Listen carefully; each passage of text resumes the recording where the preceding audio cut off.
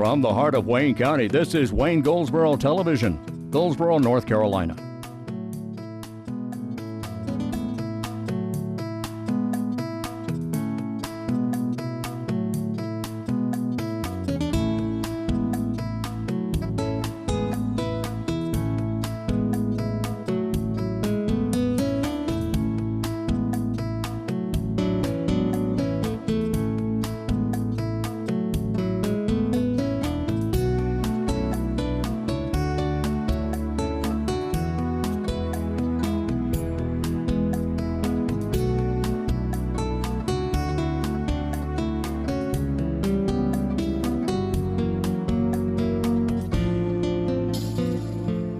This is WGTV Today. Hello there. It is a Monday, and oh boy, it is. What time is it, by the way? We changed 7 o'clock. We did. We changed the hour back, and we fell back, and I hope everybody got through that okay.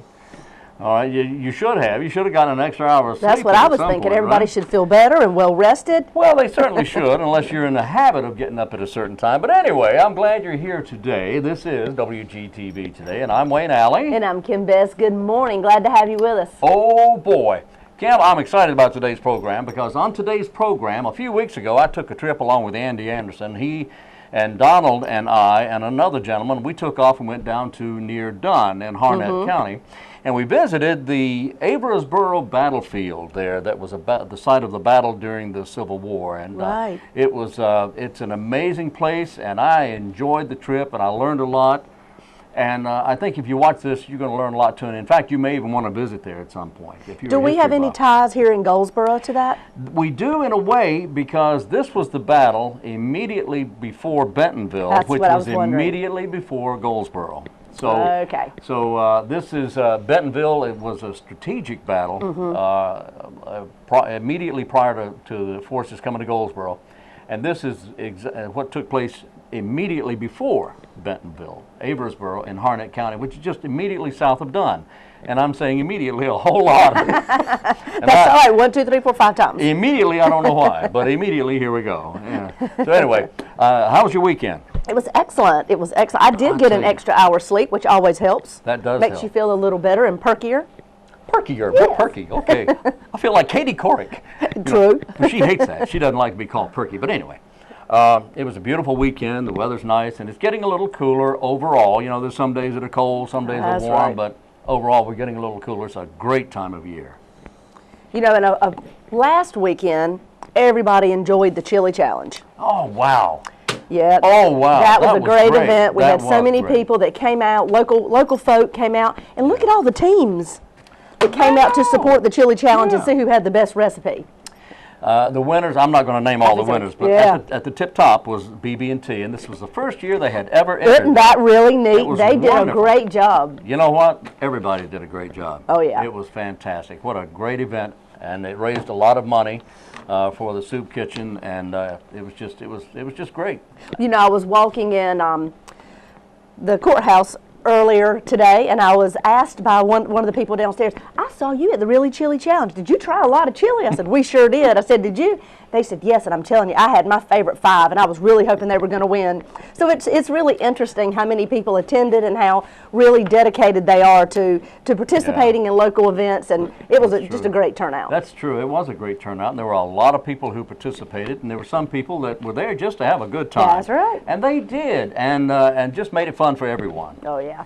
It was a great event, and well attended, I must say. Very well attended. Yeah, oh, absolutely. Well attended. All right, very quickly, I'm going to take a quick look here at the birthdays that I had here just a moment ago, which I have here right now. Okay, birthday today. That's not it right there either. Right Wrong there. date. I do have them here somewhere. You sure? Sure, I think I'm sure. I'm absolutely positive, I think. Well, I'll tell you what. We'll go over the birthdays. Here they are. Matthew McConaughey's having a birthday today. And how old might he be? Well, he might be 43. Well, he might be 50, but he's not. He's 43. Matthew McConaughey gaining critical success as Wooderson in Dazed and Confused, and won 4 awards for his role in the 2012 film Magic Mike. He's been in many films that were fantastic. P. Diddy having a birthday. P. Diddy? P. Diddy. Sean Diddy Combs having a birthday, 43 as well. They were born the same day. Ralph Macchio, the Karate Kid, having a birthday. He's Oh, yeah. 51 years today. Can you believe No, that? that little child has grown up. Actually, he's very short. He just looks young. Okay. So am I. I believe you. I'm very short. Anyway, he's 51 years today. Loretta Swit played Hot Lips Houlihan on the TV series yes, MASH. right. She is 75. Doris Roberts, who played Raymond's mother on Everybody Loves yeah, Raymond. Doris Roberts. She was also on Moonlighting, and she's been in tons of movies and Broadway. A very talented actress. She's 82 today. Bethany Frankel, one of the original 5 of the Real Housewives, New York City, having a birthday. She is 42. First Lady Laura Bush is having a birthday. She's 66 today, school teacher. Heather Tom of Young and the Restless, she plays Victoria. Victoria, oh yes. Exactly. She's having a birthday. That's Victor's daughter. We That's right. We know yeah. that. She used to play. She's moved on to another show Oh, has now. she? Oh, Well, yes. I haven't watched it. But for years, she in a was while. his daughter. Right. She's 37 today. And one of my favorite entertainers, Mr. Delbert McClinton. Who is Is- he? Sorry. He's that's right. Giving it up, Giving for, it your up love. for your love. Right. Harmonica Okay. player. and Okay. The rumor is that he taught John Lennon how to play. That is not true. That is not true. John Lennon Clear it already up knew right how, here and clear now. it up right now. He already knew how to play the harmonica. But Delbert McClinton is 72 today, and what a talented R&B star he is. I love McClinton and everything he does. All Do you right. know when I said, who is that, you looked at me like this? I didn't know. What do you mean I'm you don't sorry. know that? It's quite all right. Okay. And I know the music, just don't always Sure. recognize the You names. don't always know the name. Right, Well, I right. throw these things out at you because I know what I'm going to say most of the time. But when I Yeah, throw right. that, okay, sometimes maybe not. But he's 72 today, and an extreme like he did going to New Orleans, man. I'm telling you, that is a rocking song. Oh, baby, baby. Okay. Now, is it time? I believe it's I time. believe it's Let's go time. check out your interview, Wayne. Let's do that.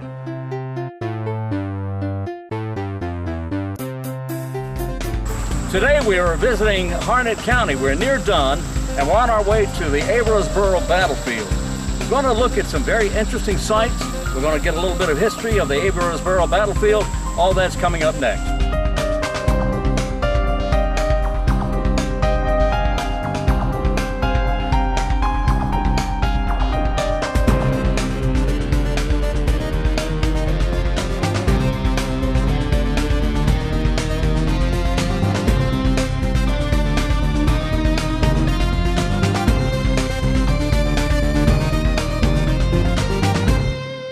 General Sherman had been marching up from Savannah. He captured Savannah in December of 1864, and his next objective was Columbia, which they'd been fighting who actually burned down Columbia, whether the Yankees did it or the Confederates did it. And after capturing Columbia, he marched to Fayetteville and destroyed what was left of the Confederate armory there at Fayetteville, and now was moving north towards Raleigh.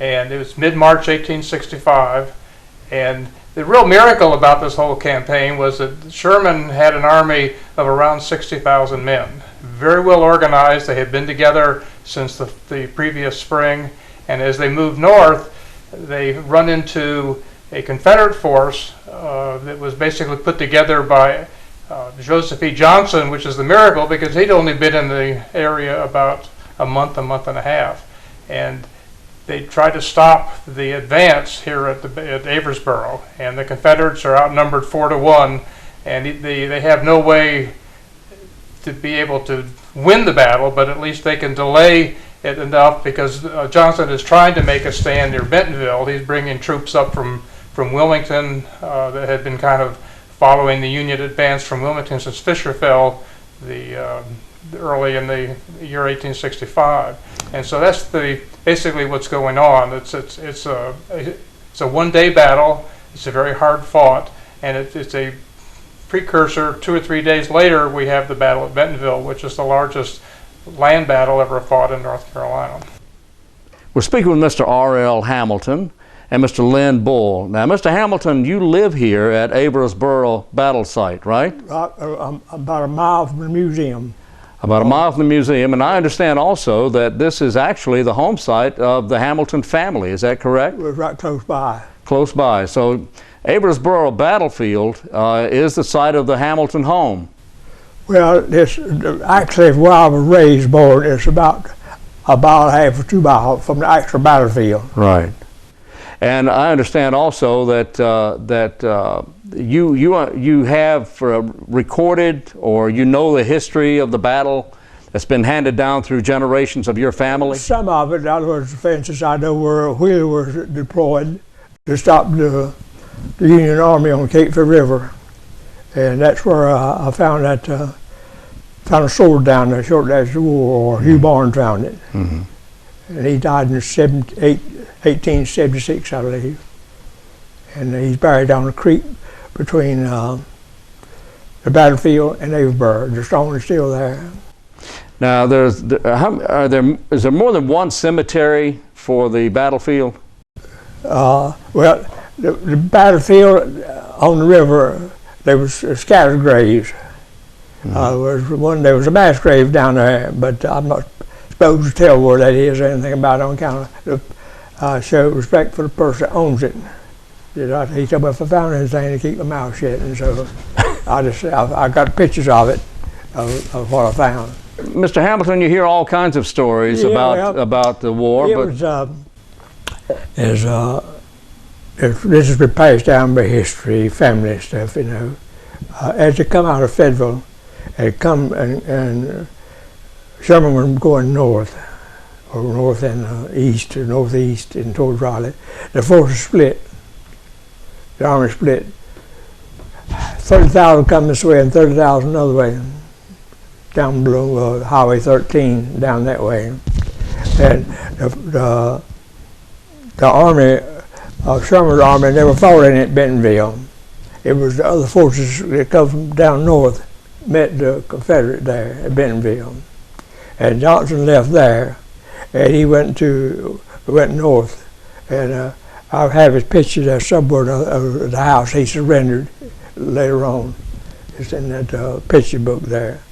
And, now, there were some stories that troops out of New York never came to AVERASBORO. Is that true? That's not true. I got one on belt buckle that's in there that I found under the power line that runs through the battlefield, and I found New York 1836 belt buckle that I found myself. So whoever who was wearing that belt buckle had it for quite a while. Well, they according to my history, if I read, there was 3 New York officers down there, and it's the officer's belt buckle. Mm-hmm. And so he lifted that belt buckle down there. Which means he's probably still there as well. He's somewhere down on the ground. Yeah. All right. Well, what are some of the other stories you may have heard about the battle? And I understand the battle here at AVERASBORO was rather intense. It was a tough fight. It started on the 15th and wound up on the 16th. And the night they left, they built fires and everything, and they pulled out and left. And at 2 o'clock in the morning, Wheeler had coffee up at the Smith house, at the Farquhar Smith house, before he left. And all of them pulled out the area. That's one reason that Washpot was left. They pulled out the area. There was gullies there in that field. And it was probably in woods at that time. And Harder was camped there with his reserve. All right, now what was the purpose of the wash pot? Washpot was used as a cook pot. It was a cook pot? Yeah. All right. And somebody said, somebody just found it. I said, back in those days, nobody wouldn't care a good wash pot a quarter mile away from my house and bury it in the ground. All right, why would they bury it? Why would they bury the wash pot? Well, the Yankees were following behind them, you see, and they would use it, save it. So they just, so that when them gullies had covered it up and left it. So nobody would find it and use it. That's what everybody told me. Yeah. The only way it could have been. Yeah. Nobody, back in those days, the wash pot was sacred. And they wouldn't leave a good wash pot in the wash pot. With the number of casualties is very interesting from the battle. Well, I understand there were less than 800 on each side. Well, they're going to keep on telling the story. There's going to be more Confederates killed than there were Union soldiers. My school teacher in the 7th grade in Dunn High School, she taught us a little bit about the Civil War, and she said they were about 3 to 1 killed. Really? Yeah, And it stayed that way. If you can find one of those old books, you'll be there right on. Well, is that right? Yeah. It was about right. Is it about 3 to 1? They're close to between 2.5 and 3 to 1 killed. And every time somebody writes a book, they change it.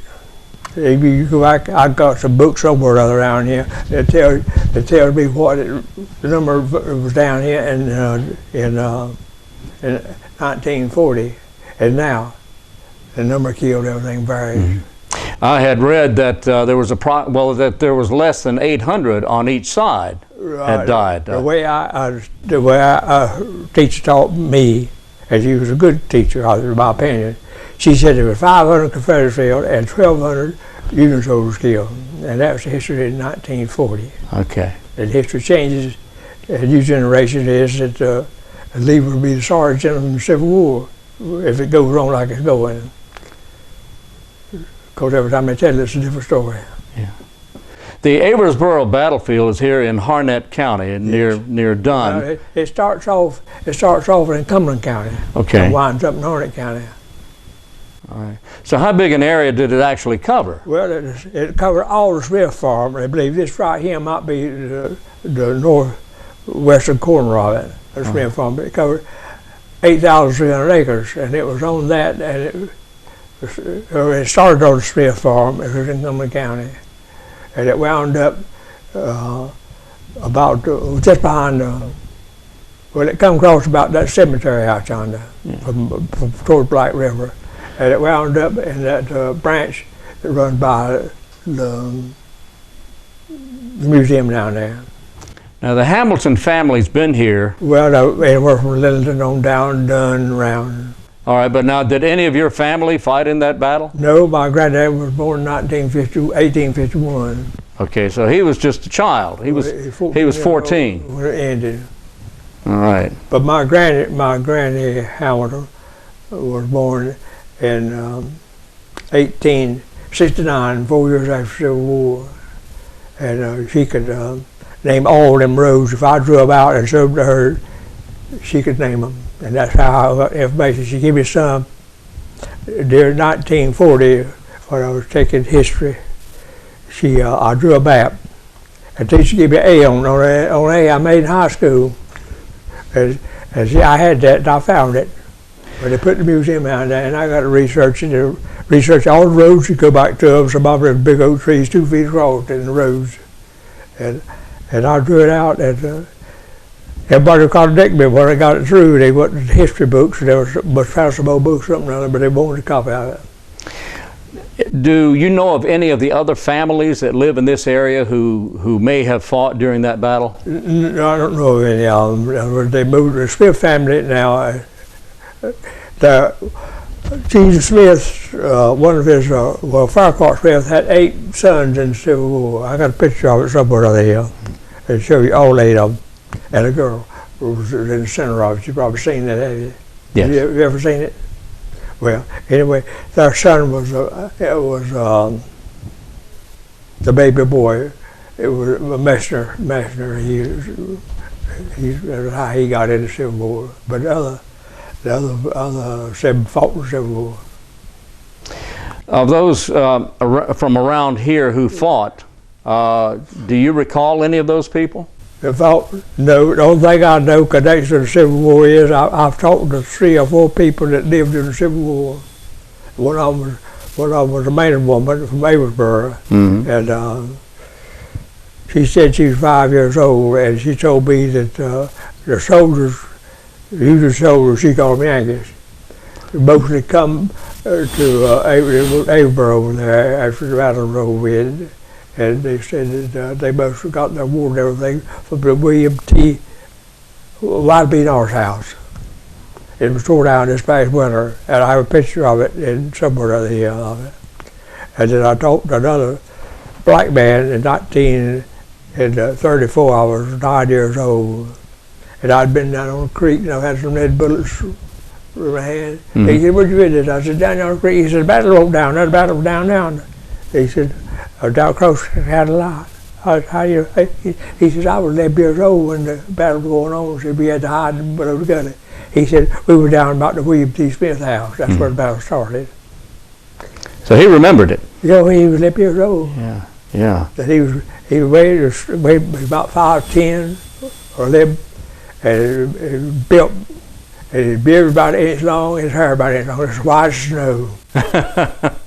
Well, when you think about it, in 1930, it wasn't that long ago. 1930, it was only what, 35 years or 60, be 60 some years. And it's been dry since about. Yeah. I used to go to the tobacco barn when I was a boy, 12, 14 years old. The old man over there called.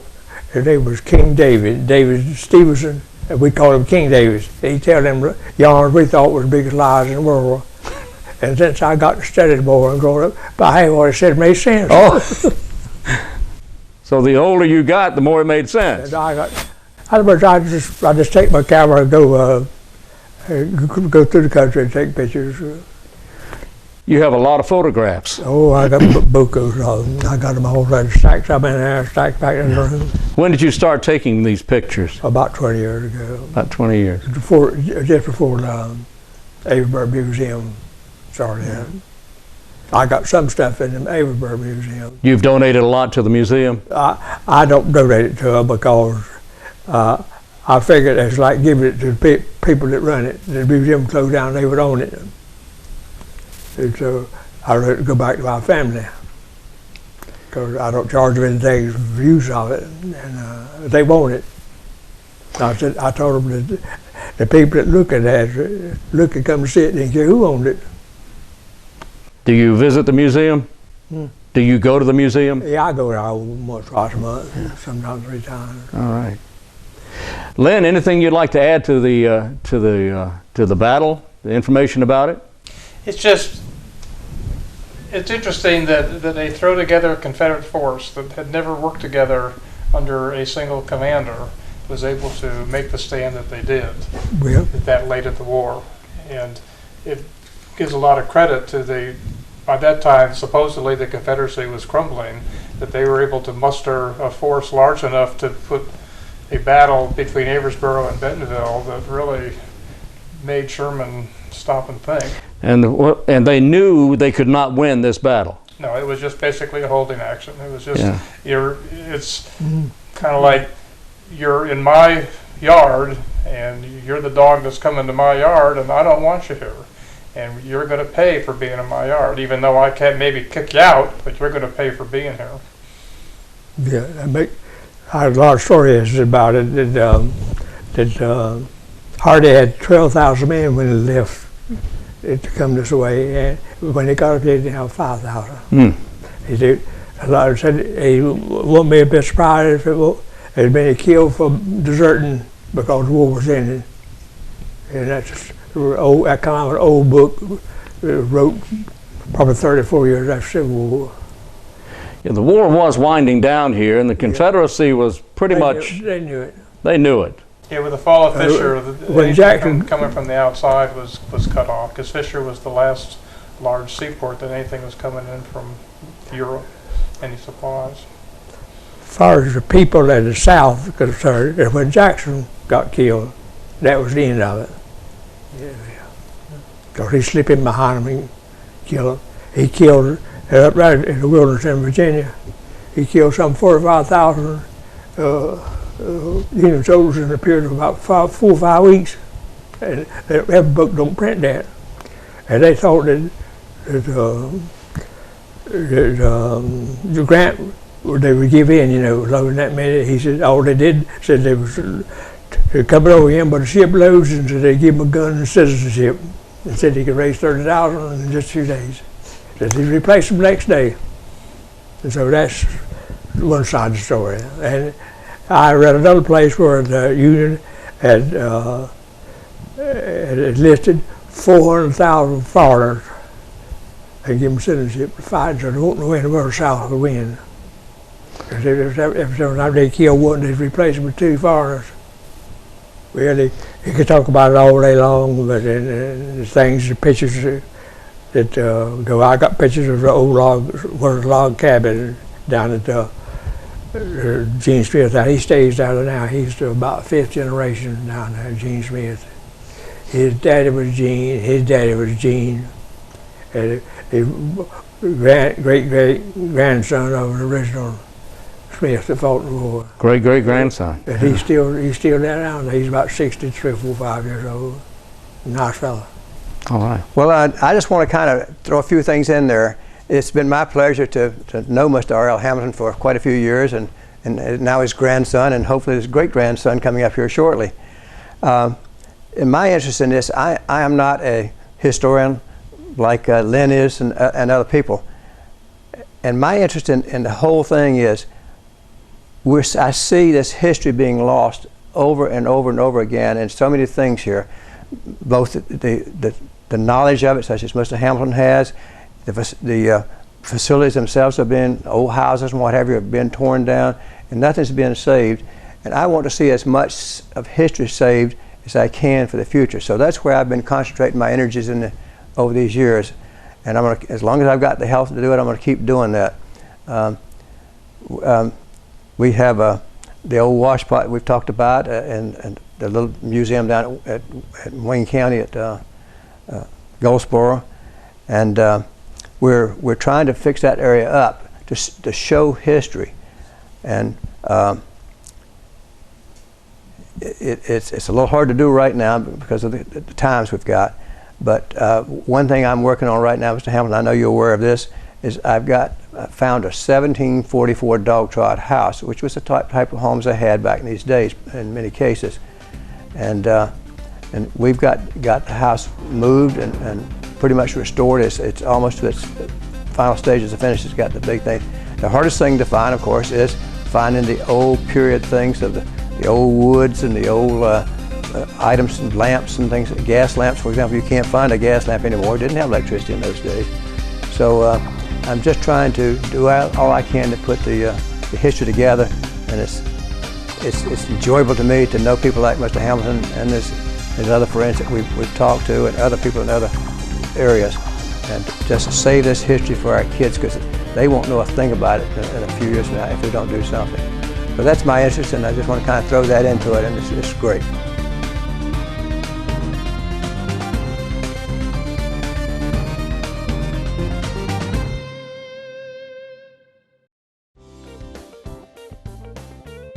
Thanks for watching. This is Wayne Goldsboro Television, in the heart of Goldsboro, in the heart of Wayne County.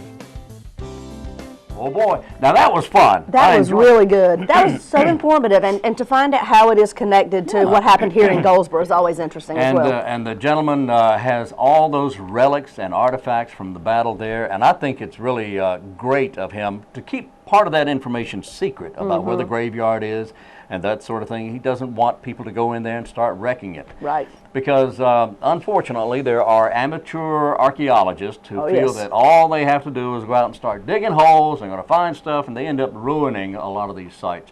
And in fact, that's come to the forefront here in the last few days about how people are indeed ruining archaeological sites. Oh, wow. And it's sad. That is a shame, because, you know, once it's ruined and once it's been disturbed, there's no going back. That's right. That's exactly right. Yeah. So if you're an amateur archaeologist, I'm not talking about you. I'm talking about all the others. All your other friends. That's right. That's right. All right. Oh, so, my goodness. What's going on? Let's see. What is coming up? Yeah. I was going to ask you that. Let's see. A lot of stuff always happening at the Paramount. It is. A city council meeting is tonight, of course. Okay. At 5 o'clock we'll have the work session, and then at 7 we'll have the formal meeting in city council chambers. So join us there, and if you can, of course, we will be filming it and airing it right here on Wgtv. But we'd love to have you join us. That's right, and of course that means today being the 4th, that means tomorrow is the 5th, I believe. 5th, all right, there you go. And that means tomorrow morning there is indeed a county commissioner meeting that begins at 8 o'clock with a briefing, and the actual meeting itself begins at 9 o'clock, and you're invited to both the briefing and the meeting. And of course you can see it on YouTube, but you can also see it live as we stream on Ustream the Wayne County Commissioners meeting beginning tomorrow morning at 8 o'clock. Okay, all right. And if you can be here, that would be even better. Be here at 8 o'clock on the 4th floor of the Wayne County Courthouse. That's right. All right, very good. Let's see. Happy anniversary to Abe and Mary Lincoln. Of course, they both passed away, but Happy anniversary. they would have been married a long time if they had lived. It's 1842 they married. It's their My anniversary. goodness. And on this day, the year was 1846, when a fellow by the name of B.F. Palmer got a leg up on his competition when he invented and patented, indeed, the artificial leg. This day, 1846. Well, thank you for that. Just thought I'd pass that along. Well, we appreciate it. Certainly, certainly. More trivia? Oh, Just asking. I'm done. Okay, that's enough of that. Oh, don't forget the turkey shoot going on every Friday and every Saturday at the Oakland Volunteer Fire Department. Take Rosewood, go to Rosewood, take Rosewood Road, past Rosewood, out Rosewood Road. Well, that's a lot of rosewoods. Well, you know, it's immediately, you see. But you go out that direction there, and you hang a right on on Oakland Church Road, and you go out a little bit, and every Friday and Saturday night during the month of November, they're going to have that turkey shoot out there. It only costs you $3 to shoot, and of course, it's a fundraiser for the Volunteer Fire Department there. That's what I was going to ask. Who is the fundraiser for? I'm The glad you said Volunteer it. Fire Department. Somebody has to benefit every time something like that happens, and this time it's the Oakland Volunteer Fire Department. They do great work. That sounds good. All right. Well, I believe that's all for today, Wayne. That it? The time has just flown by. Yes. And we'll be back Tuesday morning, bright and early. That indeed we will. Join us at 7 o'clock, and then again throughout the day as the program repeats. And until tomorrow, I'm Wayne Alley. And I'm Kim Best, and this is what's happening in your community.